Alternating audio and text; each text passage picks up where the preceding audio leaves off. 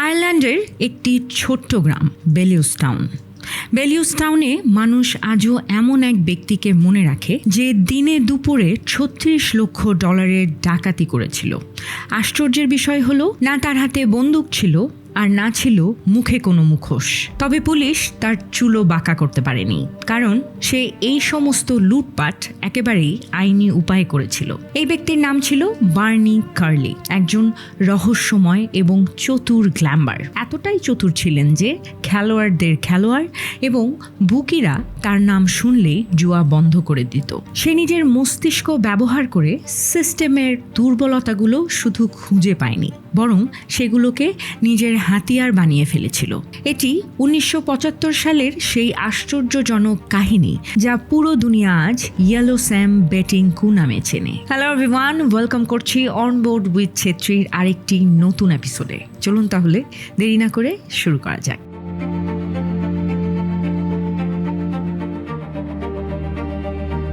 ২৬শে June ১৯৭৫ Dublin থেকে ২৬ kilometre দূরে বেলিউস টাউন নামে একটি ছোট্ট গ্রাম আছে। সেখানে ঘোড়া দৌড় হচ্ছিল। রেস কোর্সে বেশ ভিড় ছিল। রেস শুরু হওয়ার প্রস্তুতি চলছিল। মানুষ বিভিন্ন ঘোড়ার ওপর টাকা লাগাচ্ছিল এবং বুকিরা নিজেদের জায়গা নিচ্ছিল। কিন্তু বার্নি কার্লিকে সেখানে কোথাও দেখা যাচ্ছিল না। সে রেস কোর্সের ভেতরেই কাটা ঝোপের মধ্যে লুকিয়ে রেস শুরু হওয়ার অপেক্ষা করছিল। তার লুকিয়ে থাকার কারণ ছিল সেখানে উপস্থিত বুকিরা। তাদের যদি জানা হয়ে যেত যে বার্নিও সেখানে এসেছে বা তার ঘোড়া রেসে দৌড়বে, তবে তারা তৎক্ষণাৎ সতর্ক হয়ে যেত। এমনকি তারা জুয়া বন্ধ করেও দিত। সেই সময় গ্যামলিং ইন্ডাস্ট্রিতে বার্নির নাম বেশ কুখ্যাত ছিল। বার্নি যে রেসেই অংশ নিত বা শুধু মাঠে দেখা গেলেও বুকিরা বুঝে যেত যে এখানে কোনো না কোনো গন্ডগোল অবশ্যই হবে। কিন্তু যে চাল সে সেদিন চালতে যাচ্ছিল সেটি ছিল তার জীবনের সবচেয়ে বড় এবং সবচেয়ে বিপজ্জনক একটি চাল। বার্নি কার্লি এমন একজন ব্যক্তি ছিলেন যে নিজের জন্মদাতা বাবাকেও তিনি ছাড়েননি। তার বাবার নাম ছিলেন চার্লি কার্লি গ্রে হাউন্ড কুকুরদের প্রশিক্ষণ দিতেন এবং তাদের রেস করিয়ে জুয়া খেলতেন। তিনি রেসের শেষ মুহূর্তে নিজের সবচেয়ে অলস কুকুরটিকে ড্রাগ দিয়ে দ্রুত দৌড়াতে বাধ্য করতেন এবং সব টাকা তার উপরেই লাগিয়ে দিতেন। এভাবে তিনি বুকিদের ধোঁকা দিয়ে ভালো টাকা কামাতেন। নিজের বাবার এই কাজের ব্যাপারে বার্নি খুব ভালো করেই জানতেন। যখন তিনি ১৫ বছরের শিশু ছিলেন, তার বাবা তাকে কুকুরকে ওষুধ ভর্তি মাংস দিতে বলেন, কিন্তু বার্নি জেনে বুঝে সেই মাংস কুকুরকে দেননি। ঠিক পরের দিন রেসে সেই কুকুরটি হেরে যায়। এতে তার বাবার বেশ ভালোই লোকসান হয়, কিন্তু এক ব্যক্তি এতে খুব খুশি ছিল। সে ছিল বার্নি চুপ করে অন্য একটি কুকুরকে ঔষধালা মাংস খাইয়ে দিয়েছিলেন এবং তার উপরেই টাকা লাগিয়েছিলেন। নিজের বাবাকে ধোঁকা দিয়েই প্রথমবারের মতো বার্নি ৫ পাউন্ড কামিয়েছিলেন, যা আজকের $500 সমান।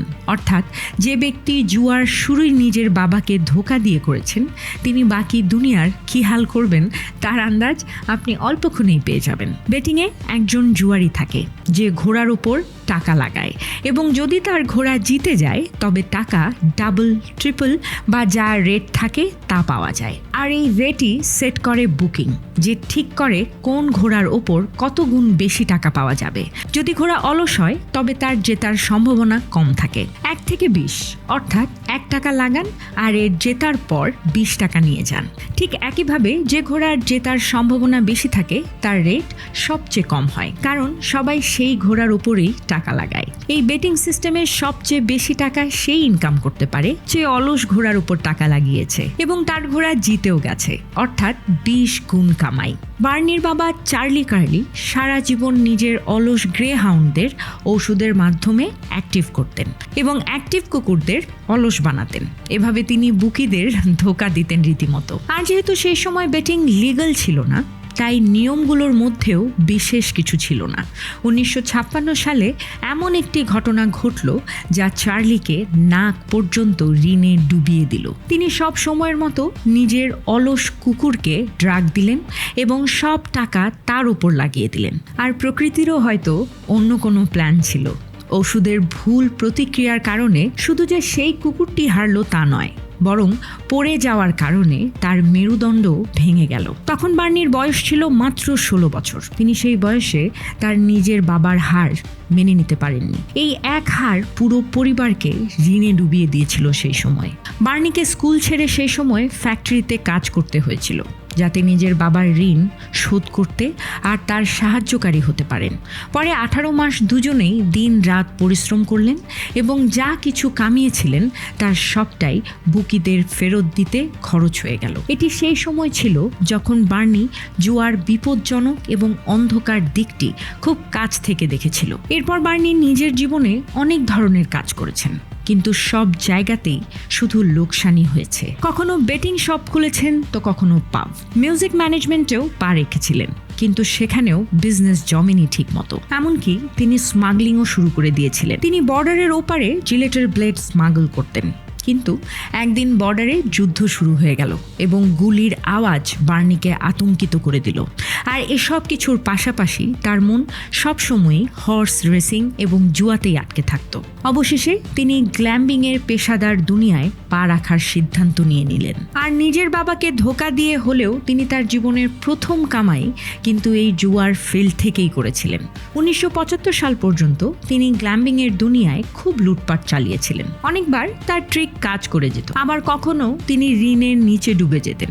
অবস্থা এমন পর্যায়ে পৌঁছলো যে বুকিরা এখন বার্নির নাম শুনলেই ঘাবড়ে যেত। হয় তারা তাকে গেম খেলতে দিত না, অথবা যে ঘোড়াগুলোর রেট সবচেয়ে বেশি থাকতো তারা সেই রেট তৎক্ষণাৎ কমিয়ে দিতেন। এবার বার্নি 12,000 পাউন্ডের ঋণে ডুবেছিলেন এবং তার এই ঝামেলা থেকে বের হওয়ার একটাই উপায় ছিল, আর সেটা হলো বেটিং। আর এখানেই তার মাথায় এক অদ্ভুত আইডিয়া জন্ম নিল। বার্নি নিজের একজন পুরনো বন্ধুর সাথে যোগাযোগ করলেন এবং তার কাছে এমন একটি ঘোড়া চাইলেন যার রেকর্ড বেশ খারাপ। আর এই ঘোড়াটির নাম রাখা হয়েছিল ইয়েলো স্যাম, যা বার্নির বাবার ডাক নাম ছিল। এই ঘোড়াটির রেকর্ড প্রয়োজনের চেয়েও বেশি খারাপ ছিল। গত 9টি রেসে সে 8ম স্থানের চেয়েও খারাপ পজিশন অর্জন করেছিল। বার্নি এখানে একটি অত্যন্ত চতুর কৌশল অবলম্বন করলেন। তিনি ঘোড়াটিকে জেনে শুনে এমন রেসে দৌড় করালেন যা তার স্বভাবের বিরুদ্ধে ছিল।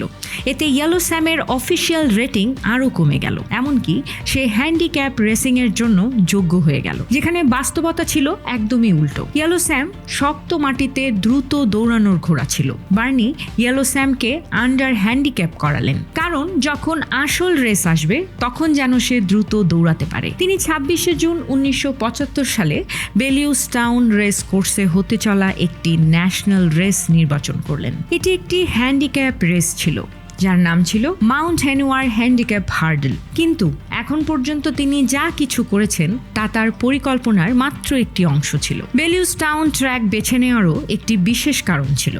সেখানে যোগাযোগের জন্য মাত্র একটি ফোন বুথ ছিল। সেই যুগে যখনই কোনো রেস হতো তখন কয়েক ঘন্টা আগে থেকেই দেশ জুড়ে বেটিং শপগুলোতে মানুষ নিজেদের পছন্দের ঘোড়ার ওপর টাকা লাগানো শুরু করে দিত।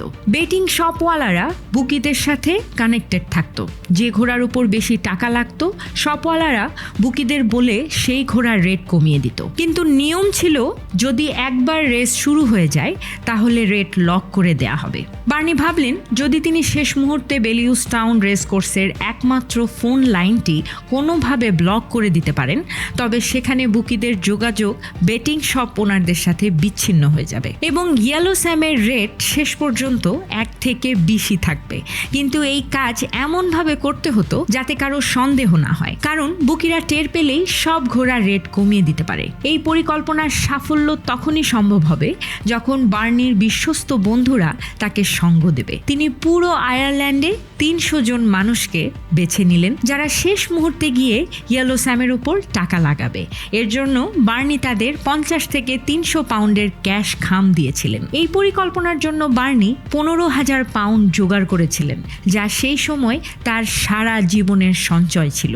যদি এই পরিকল্পনা ব্যর্থ হতো তবে তিনি শুধু যে ধ্বংস হয়ে যেতেন তা নয়, বরং ঋণের বোঝা নিয়ে তাকে জেলেও যেতে হতে পারত। এখন এলো রেসের দিন। কয়েক ঘন্টা আগে থেকেই বেটিং শপগুলোতে জুয়া শুরু হয়ে গেল। যেমনটা আশা করা হয়েছিল ঠিক তেমনটাই হয়।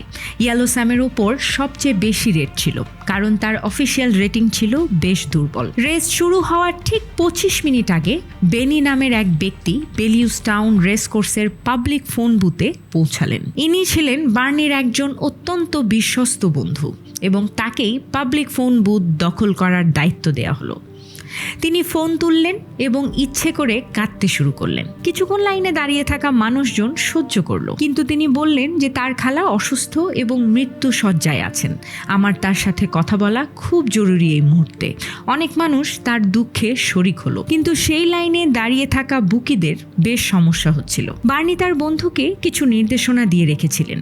যদি কেউ জোর করে তোমার থেকে ফোন নেয়ার চেষ্টা করে, তবে দরকার হলে রাগ করে ফোনটি ভেঙে দিও, কিন্তু কোনো অবস্থাতেই অন্য কাউকে সেখান থেকে ফোন করতে দিও না। 25 মিনিট ধরে বেনি নিজের অসুস্থ খালার সাথে কথা বলতে থাকলেন এবং কাঁদতে থাকলেন। যেই রেস শুরু হলো, বেনি রিসিভার রাখলেন এবং কাঁদতে কাঁদতে বাইরে বেরোলেন এবং সঙ্গে সঙ্গেই যেন কোথাও উধাও হয়ে গেলেন। এরই মধ্যে বার্নির লোক যারা দেশ জুড়ে ছড়িয়েছিল, তারা ইয়েলো স্যামের উপর টাকা লাগিয়ে দিল। ইয়েলো স্যামের রেট 1 থেকে 20 থাকলো এবং রেস শুরু হতেই লক হয়ে গেল। বেটিং ম্যানেজাররা তৎক্ষণাৎ ট্র্যাকে কল করার চেষ্টা করলেন যাতে এর রেট কমানো যায়, কিন্তু তারা প্রতিবার ফোন ব্যস্তই পেলেন। ট্র্যাকে বুকিদের আন্দাজই ছিল না যে বাইরে কি তুফান চলে এসেছে। সেই সময় বার্নি নিজেই রেস কোর্সে উপস্থিত ছিলেন, কিন্তু তিনি বুকিদের নজর থেকে বাঁচার জন্য ঝোপের মধ্যে লুকিয়ে বাইনোকুলারের সাহায্যে রেস দেখছিলেন। যখন রেস শুরু হলো, তখন ইয়েলো স্যাম নিজের জকির সাথে আশ্চর্যজনক গতি দেখালো। সিলভার রোডের মতো ফেভারিট ঘোড়াও তার সামনে ব্যর্থ মনে হলো। ইয়েলো স্যাম 13টি হার্ডল খুব সহজেই পার করলো এবং 2.5 মিটারের ব্যবধানে রেস জিতেও নিল। যখন রেস শেষ হলো এবং বুকিরা জানতে পারলো যে তাদের সাথে কি হয়েছে, তখন সেখানে বেশ হট্টগোল শুরু হলো। তারা বেনিকে খুঁজে আনলো, যে ফোন বুথটি দখল করে রেখেছিল। বেনি বলল যে অলৌকিক কিছু হয়ে গেছে, আমার খালা এখন ভালো আছেন এবং সে বার্নিকে চিনতেও অস্বীকার করলো। এবার পালা ছিল বুকিদের বার্নিকে টাকা দেয়ার। এই গেমে বার্নির টোটাল ইনভেস্টমেন্ট 15,000 পাউন্ড ছিল, যার 20 গুণ বেশি তিনি পেতে যাচ্ছিলেন, অর্থাৎ 3 লক্ষ পাউন্ড, যা আজকের দিনে 35 লক্ষ ডলারের সমান। বুকিরা রেগে গিয়ে এই টাকা এক পাউন্ডের নোটে পরিশোধ করলো, যার মোট 108টি বস্তা হয়েছিল। এই কাহিনী পুরো আয়ারল্যান্ড এবং ইউকেতে হেডলাইন হয়ে গেল, আর বার্নি কার্লি রাতারাতি একজন লিজেন্ড হয়ে গেলেন। সবচেয়ে গুরুত্বপূর্ণ বিষয় ছিল এখানে তিনি কোনো আইন ভাঙেননি, তিনি শুধু সিস্টেমের দুর্বলতার সুবিধা নিয়ে তাকে নিজের হাতিয়ার বানিয়েছিলেন। ঠিক এই ঘটনার পরই বুকিরা তাদের নিয়ম বদলে দিল এবং বড় রেটের জন্য কমপক্ষে 30 মিনিটের টাইম ফ্রেম বাধ্যতামূলক করলো। বার্নি কার্লি 1975 সালের পর অনেক ছোট বড় জুয়া খেলেছিলেন, কিন্তু 2010 এবং 2014 সালের কাণ্ড প্রমাণ করেছিল যে তার মস্তিষ্ক 70 বছর বয়সেও ততটাই দ্রুত চলত। বার্নি কার্লি 23 মে 2021 সালে 81 বছর বয়সে ক্যান্সারের সাথে লড়াই করতে করতে মারা যান। তার মৃত্যুতে হর্স রেসিং এর দুনিয়া তাকে জিনিয়াস এবং রবিন হুড অফ রেসিং হিসেবে শ্রদ্ধা নিবেদন করেছেন, কারণ তিনি এমন একজন ব্যক্তি ছিলেন যে একদিকে সিস্টেমকে লুট করতে জানতেন এবং অন্যদিকে সেই টাকা গরিবদের উপর খরচ করার সাহসও রাখতেন। কেমন লাগলো আজকের এই এপিসোড জানাতে পারেন কমেন্ট বক্সে। এরকম আরও ইন্টারেস্টিং এপিসোড পেতে ফলো এবং সাবস্ক্রাইব করতে একদমই ভুলবেন না। ভালো থাকুন, সুস্থ থাকুন, সচেতন থাকুন এবং নিজের ব্রেনকে প্রতিদিন একটু একটু করে সচল রাখুন।